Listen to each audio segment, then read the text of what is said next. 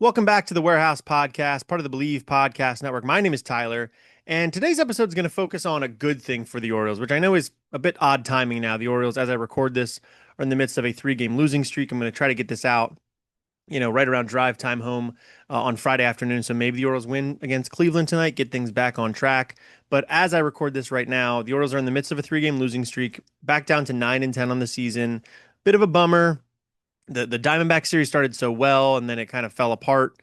And then injuries have really piled up a little bit recently. That lineup the Orioles trotted out on the final game of the Diamondback series, where Jonathan Rodriguez, the guy they plucked off waivers, is hitting cleanup, felt real rough for mid-April. Like that doesn't feel like the type of lineup you should be putting out for your team, who supposedly has playoff aspirations in mid-April. But it is the reality of a couple of things, being that injuries are piling up right now. Uh, Even injuries that aren't long term. O'Neill, you hope he'll be back shortly. Rutschman should be back soon. Jackson Holiday did get pulled off his rehab assignment, but it sounds like that's just precautionary. He'll go back on it, and he was never really gonna probably play until late April, early May anyway, because he needed a full spring training. All those things aside, that on top of it being a day game after night game, Bassiah was catching a lot with Rutschman out. You probably knew he wasn't going to be in the lineup, all those sorts of things. But anyway, that was a negative. And then the Orioles just started losing this series with Cleveland. They've lost the first game as well, and almost getting no hit in the process. Although they did show some fight in the ninth inning, and I did appreciate that. There's going to be days you face a pitcher that's really on their game. You're going to scuffle. You're going to fight. They eventually got him out of the game and had the winning run. In the mix there, they had the winning run, I guess, at the plate. If the Orioles had hit a home run there, they would have gone up 5-4. At the very least, though, got the tying run to second base, and it just didn't quite come through. It took a pretty good play on that Basayo ball up the middle to sort of end the hope of a rally there. But anyway, all that to say, vibes aren't as immaculate on Friday the 17th as they were on Monday or Tuesday this week.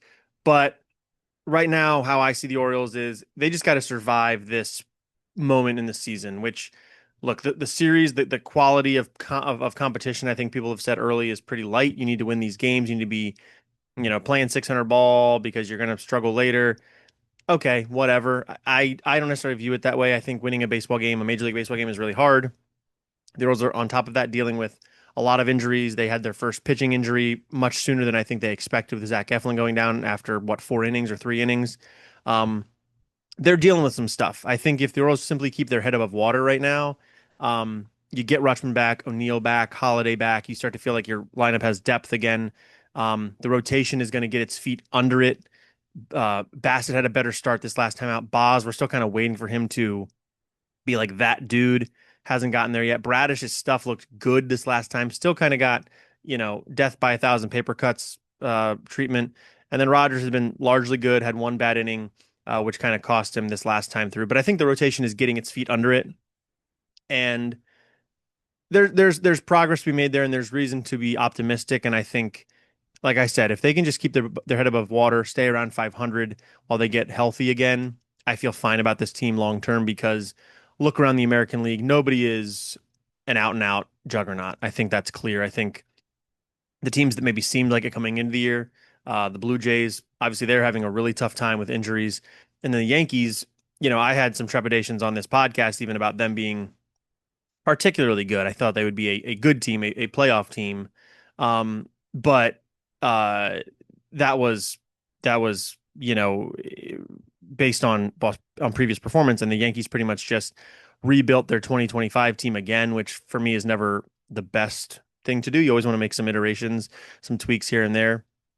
But anyway, the AL East, the American League at large, nobody's running away with it. The Orioles just need to stay competitive. And I think what has me even more confident is the one aspect of the team I haven't referenced yet, and that's the topic of this episode, and that is the Orioles bullpen. Um, Coming into the season, there were a lot of questions about the bullpen. Myself, I felt like they needed probably another veteran arm in the mix. Um, Instead, the veteran arms they had were, they went and signed Ryan Helsley. Keegan Aiken was coming back. Yennier Cano, former All-Star, but who had struggled recently, was in the mix. And then, of course, they traded for Andrew Kittredge, who has pitched for the Orioles before, played well for the Orioles. He starts the year on the IL right alongside Aiken. I feel like you needed one guy that was maybe an upgrade of of Aiken and Cano. Obviously, Cano's upside, he's got really good upside, but struggled more recently. And, there were questions there, I think, about his viability coming into the season. And then beyond them, it was more unproven guys that had talent and ability, and we saw some of that in flashes at the end of last year, but very little sure thing. And on top of that, they traded away Cade Stroud right before spring training to get Blaze Alexander in. I think right now that looks like a solid move. Alexander's been an important piece of this team, plugging and playing, especially with injuries and Kobe Mayo not playing particularly well at third base. He's been a pretty important part of this team early on, whereas Stroud, I believe, is still in the minors for the Diamondbacks right now. Um, so that seems like a smart move. And then you can't help but kind of be in awe of how good the bullpen's been, because while you wouldn't say they've been the best bullpen in baseball, I think they're in the mix. And I might even say they are the deepest bullpen in baseball, particularly when it comes to the arms you really care about, which are those three to, I think the Orioles could say five or even six guys that you feel like in a close game, hand these guys the ball, they're going to keep the opponent's score right where it is. And that means we're either going to win by this small margin we have, or we're going to give our offense a couple more innings to come back and win this baseball game. So let's look at the numbers real quick for where the Orioles stand in all of Major League Baseball in terms of bullpen production. So looking at Fangraphs, I can sort this a couple different ways. I'll start with just WAR, so wins above replacement. They are the fourth ranked bullpen in all of baseball with WAR. Just one WAR. Of course, it's tough to accumulate WAR as a relief pitcher. You are only here for so long, so many innings. But one WAR. So they are fourth, tied with the Braves actually, who are in third in bullpen overall. Should say, innings pitched, I think factors into this. So if you say, oh, well, the Orioles are loading up on innings and that's how they're getting, value there. Of course, they're, even if it's crappy innings, pitching innings is worth value. Well, they're only 14th in innings pitched this year. They have thrown 71 and two-thirds innings, which is 14th in MLB. The Colorado Rockies lead the way with 94.2 innings, and they are worth 0.9 WAR. So a team that has thrown 20 plus more innings than the Orioles has actually a tenth of a point less wins above replacement than the Orioles. And you can see that if you look at numbers across the board, you'll see the Orioles have pretty much better numbers in most facets there. But all right, let's go back. Let's look at this a different way. Let's look at ERA. Those are ninth in ERA at 3.52.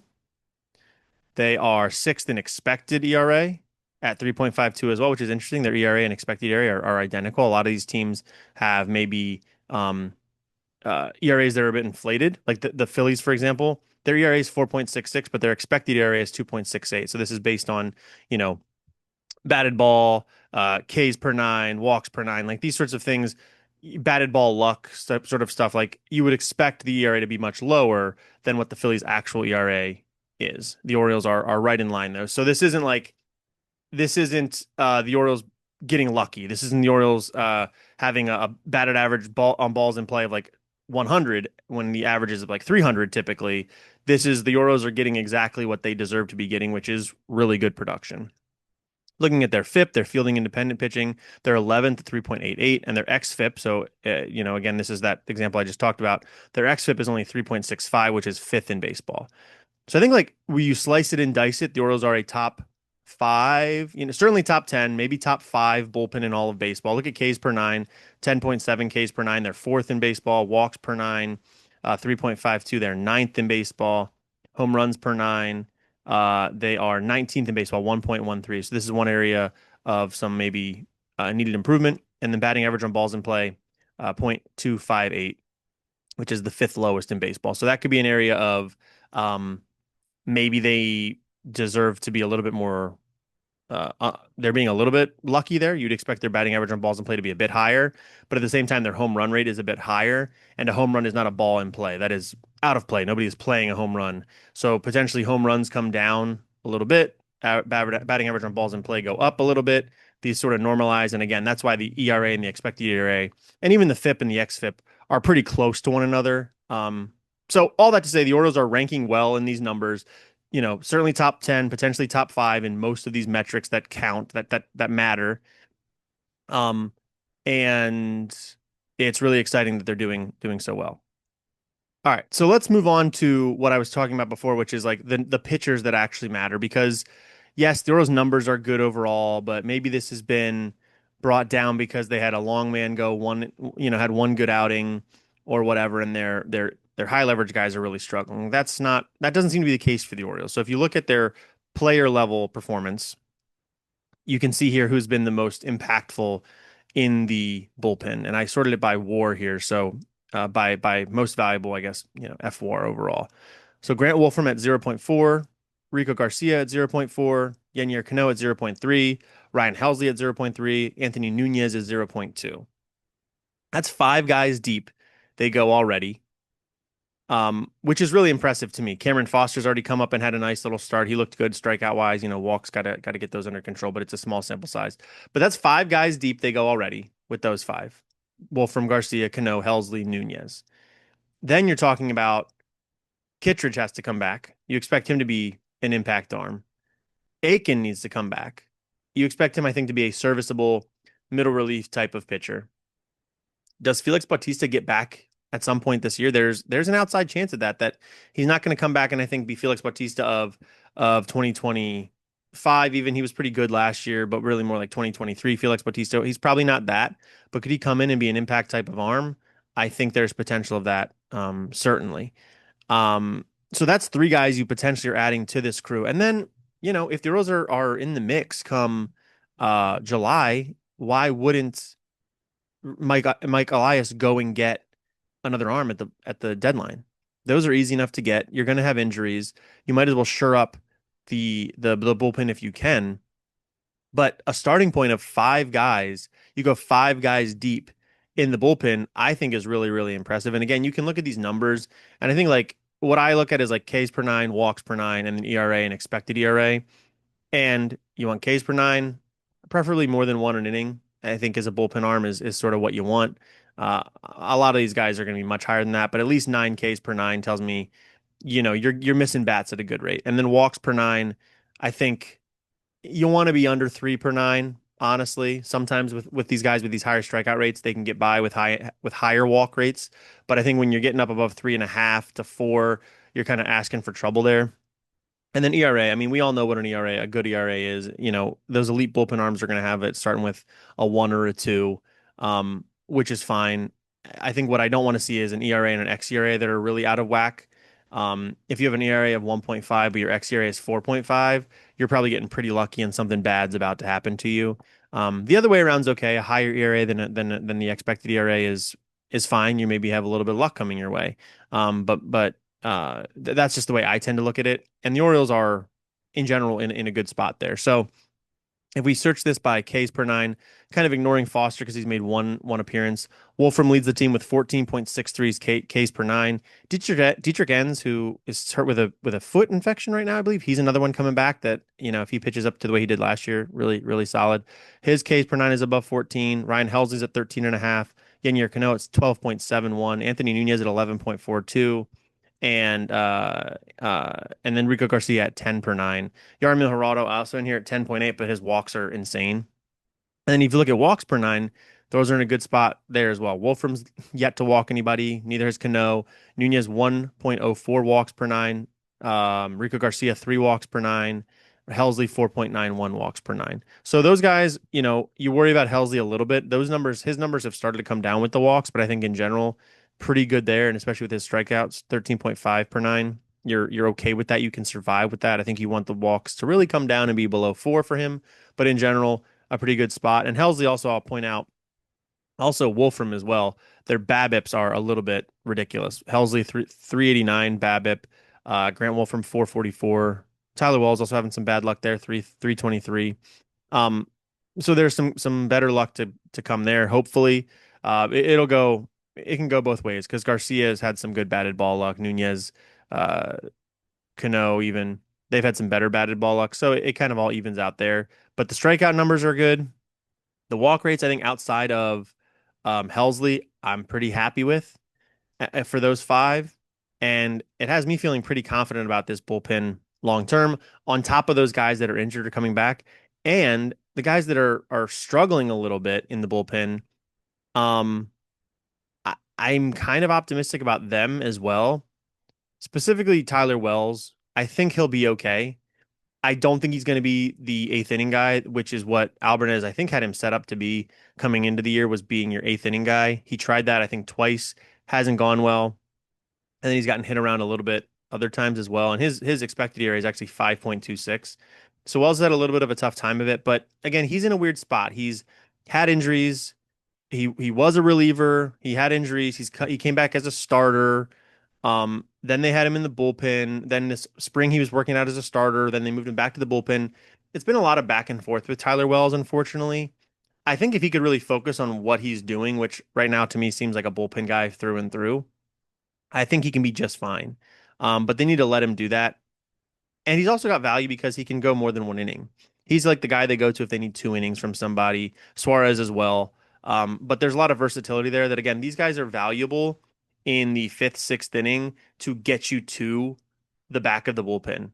And that's valuable as well. So ERA, don't let the ERA deceive you there. And that's what I talk when I'm talking about depth. That's sort of what I mean there is they've got guys for all of these different roles. You've got Helsley as your ninth inning guy, which I think he's looked really, really good.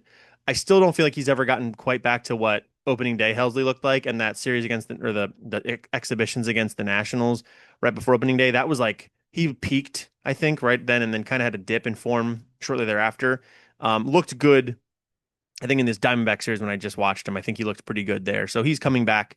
But beyond that, I think the Orioles have found something with Rico Garcia, Anthony Nunez, and they've gotten Cano back to like where he is. Grant Wolfram. Wolfram, I was excited about last year. I think he had a lot of positive things that were that a lot of his numbers looked pretty interesting peripherally.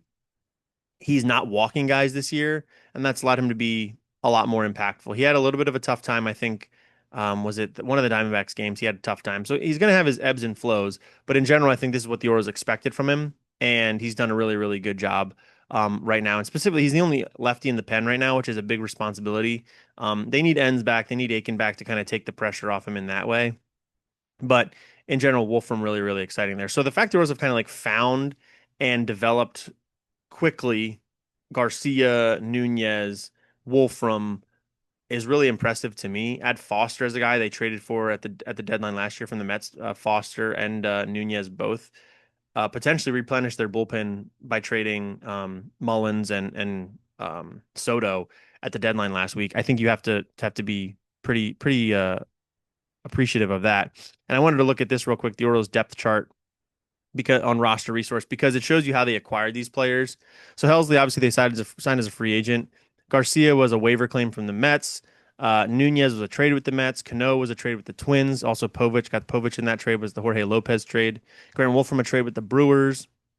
Tyler Wells was a Rule 5 pick from the Twins, 6 years ago now almost. Cameron Foster trade with the Mets. And then Suarez was a free agent in the KBO. And then if we look at the injury list, just, more pitchers here. Keegan Aiken was drafted in the second round. Felix Bautista was an international free agent. Or maybe there was a free agent from the Marlins. It's something weird. I forget how they exactly got Bautista. I know he was a young guy with the Marlins from the Marlins when they got him. Dietrich Enns they bought from the Tigers last year. Yarmer Geraldo was a minor league free agent. Andrew Kittredge bought from the Cubs this past offseason. And then Colin Selby's hurt right now. He was purchased from the Royals 2 years ago.